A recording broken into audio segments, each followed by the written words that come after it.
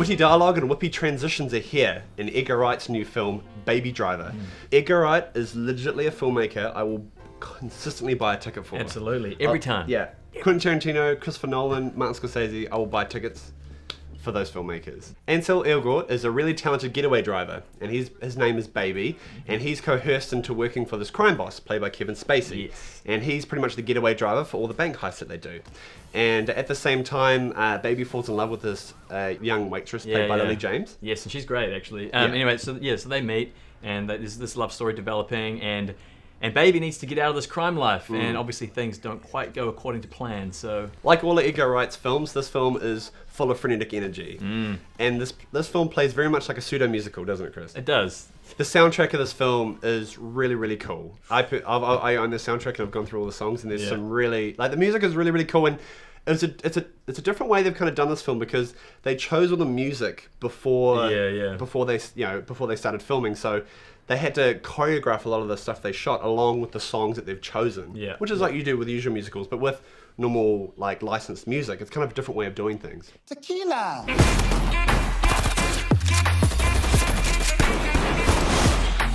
And with Edgar Wright's amazing cinematography and editing, like the way he just builds these scenes of like the car chases and even dialogue scenes, it's very just kind of just witty and quick and sharp, and like it seems like everything's just been thought out meticulously and to the point. The whole film is just like, it's a beautiful marriage of of music and choreography and dialogue, performance, just everything all together, the editing especially as well. Yeah. Now, on the talk of cast, I think everyone is really, really good in this movie.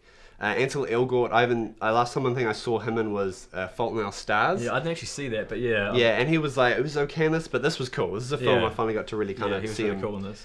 Flex his muscles at it. And Lily James is good. She plays a really nice love interest. Yep. For me, she was one of the standouts, performance-wise. Her and John Hamm, if we move on to other people. John Hamm, that dude, man.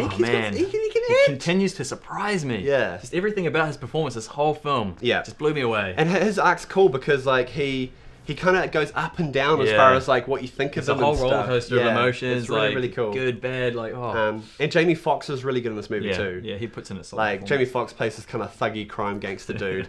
And of course Kevin Spacey is the lead I guess antagonist of the film. Just classic Kevin Spacey, turns in a great performance. Yeah. Dude just feels like he doesn't even need to read a script. Yeah, no. he's intimidating, he's charming, he's all the things Kevin Spacey always is. So. One thing I loved about Baby Driver was how it plays out almost exclusively from Baby's point of view. Totally. Like his perspective, the whole film, like every scene, even when other characters are off doing other things, you don't go away and see all that cool little thing that's happening there. You're with Baby the whole time. You're just like what he's waiting for, like they're off doing something, he's like, okay, I'm waiting for them, he's in his car, he's doing his thing. Yeah. And his motivation throughout this whole story is totally legit, and you buy it and you believe it. And he's got a bit of a condition where something happened to him as a kid, and so he has to wear these earphones or whatever. He listens to music to drown out his tinnitus or tinnitus, however you like to pronounce it. External kind of sounds that it kind of like will freak him out, but he will still listen to everything that's going on. Like he will not miss a beat of anything that's said, even though he's got his headphones on. And that's what helps him when he drives. He listens to music when he drives because it just lets him focus on what he needs to do. And on the talk of the driving sequences in this film, they are so good. They're really tense, and some long takes as well, some crazy car maneuvers. And I don't know how much was CG. It didn't stand out to me as CG. Yeah, I couldn't pick moments if there was much CG. I think they would have just had some really good stunt drivers. Stuff good, really, really, really good stuff. So pacing wise, the film flows really, really nicely. It starts off with a total bang, just gets you straight into a car chase / film bank heist. And then the film kind of takes a while to breathe, which was kind of cool. And there's this very swag kind of scene where he's walking down the street with that musical sequence. A great sequence as well. Just like, because there was another one where it's just one long take, just choreographed so perfectly. And if you keep an eye on the background and just stuff written on the walls and like the posters and just so well done and just really, really cool. But then And then the film, I think from after that point, it's just heist after heist, and then the threat kind of escalates, and then the film towards the end just kind of just goes all out. Oh, just hits 11. Just becomes just like guns and blood and just car chasing. It was cool. And it was kind of a tail point where you're happy to kind of be like, okay, this is cool. This kind of went somewhere. Yeah. Only criticism really, I think, is that the ending. Generally, I think the film was just slightly too long. It could have lost about maybe 15 to 20 minutes, I think, especially towards that last part of the film where it was kind of thought you were coming to a conclusion. But no, and you think it's going to get, but nah, and it just kind of, which is cool, and I didn't mind. I was like, oh cool, it's going to keep going. But at the point, I was like, okay, I'd rather you kind of decided to wrap it up a bit tidier. Right. Okay. I didn't quite feel the same way, to be honest. Right. Yeah. Like except for maybe the very end. Kind of scene or scenes. Okay. Felt like they could have been shorter. Okay. But not all the build up to the climax. I thought that was great. What was interesting about this film is that in comparison to Edgar Wright's other films, stylistically it's a little different. Like whereas other films like Hot Fuzz, Shaun of the Dead, and that they have all these quick whips and montage sequences that bang bang bang bang bang. They're still there. Yeah, they still have those moments, but overall the style it just feels different. Yeah. In a good way. I think it's great. And I think that's kind of the notion of hanging on to these long takes to really show off what's happening. Yeah. And not having to cover it with like rapid editing and stuff and like I think a lot of that has to do with the fact that the whole film is choreographed out just so perfectly.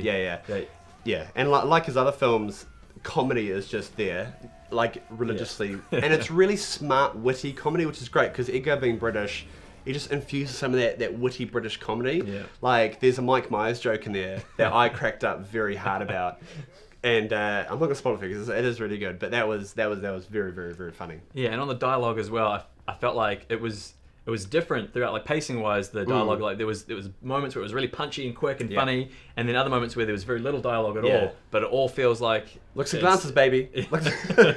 This film was so much fun, and I had such a great time watching it. I love what Edgar does with his films, like his frenetic energy he chucks into the movie, and his cinematography, and just like the way he works with his editor to kind of just build these scenes up, and just like the flow between scenes is just so natural. It doesn't seem like it's a random cut to another scene. Like it just seems like it flows, and that works with the musical kind of just the flowing of stuff. It's just really good shit. I love car chase movies. I'm a huge fan. I mean, you've got Bullet, The French Connection, Vanishing Point, Death Proof, all that kind of stuff. The Blues Brothers. I mean, I love seeing car chase movies, and it's just full of high octane energy. And I think it's really cool. I mean, there's not much to really dislike about this film. Only thing is like, it could have possibly been a little bit shorter. I was kind of amazed by some of the shocking violence that did happen. I kind of did not see that coming, which was kind of cool. Highly recommend it if you're after a good time. Don't go in it thinking that it is a musical, because it's a different kind of musical, but I still think you'll have a really good time. He uses a bunch of good old music as well as new music, plus remixes and stuff like that. I really love how Edgar's just infused music into his action, and he's just given it a beautiful rhythm and pace. So I'm going to end up on an 8 out of 10. Oh boy. Nice one, Tom. You're welcome. A lot of the same points as Tom for me personally. Yes, pay attention. I'm about to school you. The way the film is cut almost exclusively to the music and the way it's choreographed, I don't feel like it gets old at all. It works the whole way through. The pacing's great. Like it's up and down all over the show, and which works. I really love that. Like you said about the violence, there were some bits I did not see coming, and I thought it was just the right amount. I didn't know there was going to be the bits of blood that there were when there were, but it was great. They worked in the big moments, so that was perfect. For me, I think the biggest negative, just personally, I didn't have a problem with the length personally, other than the very end scene. For me, the biggest negative was Kevin Spacey's character. Towards the end of the film, takes a bit of a turn. I won't say how, and I felt like it was a bit unjustified or very weakly justified, and I was just like, okay, cool, that's happening. So that was the biggest negative for me. It did happen far too quickly. It was, what happens does happen too quickly, and it's not really justified. He throws this one line out there, and you're like, okay, cool.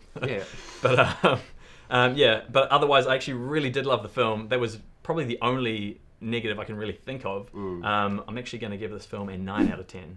I loved it that much. The back door. Nope. You serious? That's good, man. All the doors are open. High five. That's awesome. Woo! That's some Oscar shit right there.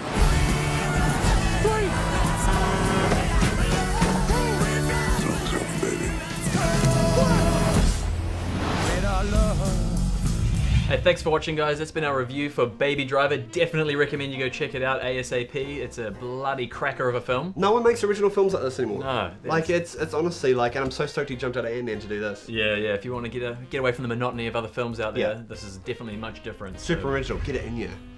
And please like and subscribe. Check out other videos, all that jazz. You know top 5s, movie reviews, all that kind of stuff. And go to the movies. Yeah. Go see it. Go see it. Go now. We're Stop waiting. watching us. Go. We're waiting. I'll wait here all day.